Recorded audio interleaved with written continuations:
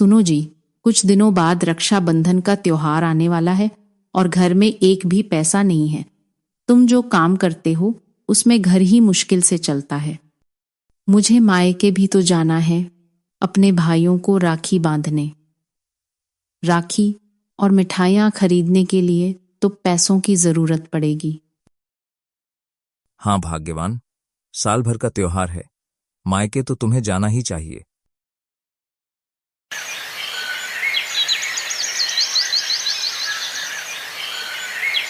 राजेश अगले ही दिन काम की तलाश में निकल गया। वह पूरा दिन काम ढूंढता रहा, लेकिन उसे कोई भी अच्छा काम नहीं मिला। राजेश शाम को घर आता है। सुनीता राजेश का उदास चेहरा देखकर सब समझ जाती है और वह राजेश से कुछ नहीं कहती। सुनीता, मैंने पूरा दिन अलग अलग जगह जाकर काम मांगा, लेकिन कहीं भी काम नहीं मिला। मैं समझ सकती हूँ, लेकिन मैं कुछ नहीं जानती। मुझे मायके जाना है और राखी खरीदने के लिए तुम्हें पैसे लेकर आना होगा कहीं से भी। सुनीता, तू गुस्सा मत हो, मैं कोशिश तो कर ही रहा हूं ना। कुछ न कुछ हो जाएगा, माता रानी पर विश्वास रख। क्या हो जाएगा? आपके बाप दादा कोई धन तो गढ़ा नहीं गए जो हमें मिल जाएगा। मैं कुछ नहीं जानती, मुझे पैसे चाहिए, वरना मेरी बहनों के सामने मेरी क्या इज्जत रह जाएगी। राजेश काम ढूंढता हुआ गांव के बड़े किसान धनीराम काका के पास पहुंचा। काका, रक्षाबंधन का त्योहार आने वाला है और घर में एक पैसा नहीं है। 2 दिन से भटक रहा हूं, कोई काम भी नहीं मिल रहा। आपके पास कोई काम मिल जाएगा क्या? राजेश, धान लगाने का काम है, लेकिन तू अकेला कर पाएगा क्या? हाँ काका, कैसा भी काम हो मैं कर लूंगा। चल ठीक है, 1 बीघा खेत है, उसमें धान लगाने के लिए मैं तुझे 2000 रुपये दूंगा। तुझे कितने दिन लगेंगे काम करने में, ये सब मैं नहीं जानता। तू जब काम करके देगा तभी मैं पैसे दूंगा। राजेश घर आता है और सुनीता को बताता है।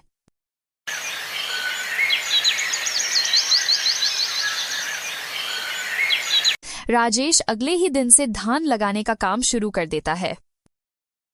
राजेश काम में पूरी तरह से जुट जाता है। न तो वह पानी देखता है न धूप, जिस कारण तीसरे दिन उसकी तबीयत खराब हो जाती है। राजेश बीमार हालत में घर पहुंचता है। क्या हुआ जी? आपको तो बहुत तेज बुखार है। हाँ भाग्यवान, कल खेत में काम करते समय पूरा दिन बारिश हुई और आज बहुत तेज धूप थी, इसीलिए मुझे बुखार आ गया। लेकिन तुम चिंता मत करो, थोड़ा काम और बचा है। कल काम खत्म करके काका से पैसे ले लूंगा।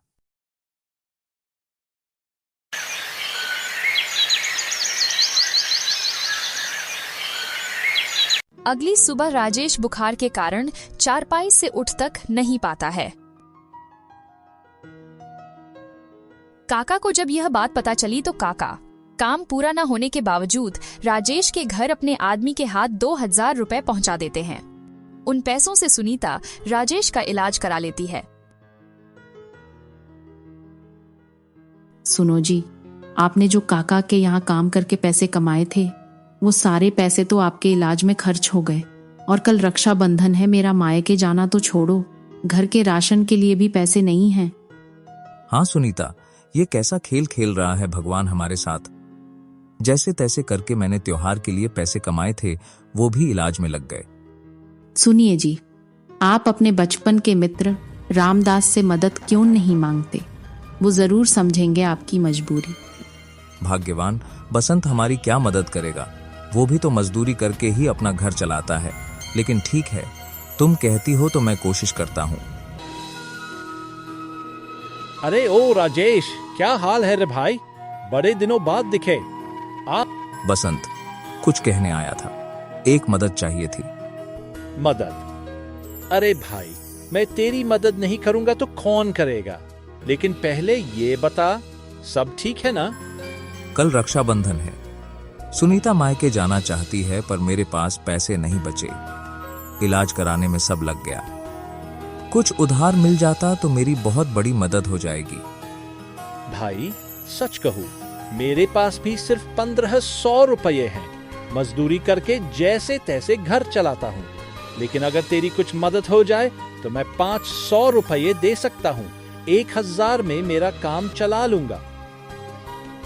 राजेश 500 रुपए लेकर घर आ जाता है और सुनीता से कहता है, सुनीता, बसंत ने 500 रुपये दिए हैं। इतने में क्या होगा, लेकिन ठीक है, हमारे बुरे वक्त में बसंत भैया ने कुछ तो मदद की। 500 रुपये में घर का राशन तो आ ही जाएगा। मैं इस साल मायके नहीं जाऊंगी। राजेश और सुनीता बात कर ही रहे थे कि तभी दरवाजे पर पड़ोस में रहने वाला किशन आ जाता है। राजेश भैया, मेरी बूढ़ी माँ की तबीयत बहुत खराब है, सांस नहीं ले पा रही हैं। डॉक्टर ने कहा है कि तुरंत शहर जाना पड़ेगा, लेकिन मेरे पास न किराए के पैसे हैं और न इलाज के। किशन, अभी मेरे पास सिर्फ 500 रुपये हैं, इससे ज्यादा मैं तुम्हें कुछ नहीं दे सकता। राजेश अपने दोस्त के यहाँ से लाए पैसे किशन को दे देता है। सुनीता भी कुछ नहीं कहती है। राजू रात भर सो नहीं पाया। किसी के लिए किया गया बलिदान दिल को सुख तो देता है, लेकिन कहीं ना कहीं अधूरी इच्छाएं बहुत दुख देती हैं।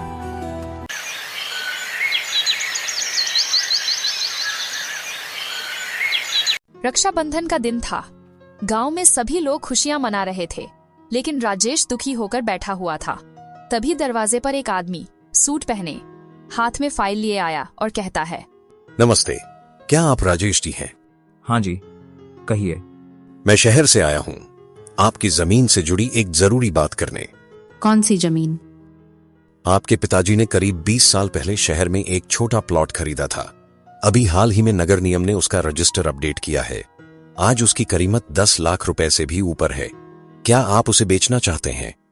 मैंने तो उस जमीन को कब का भुला दिया था, वो तो सरकार के अधीन हो गई थी। वो जमीन सरकार के अधीन हो गई थी, लेकिन उसी इलाके के कई और लोगों की जमीन भी उसमें शामिल थी।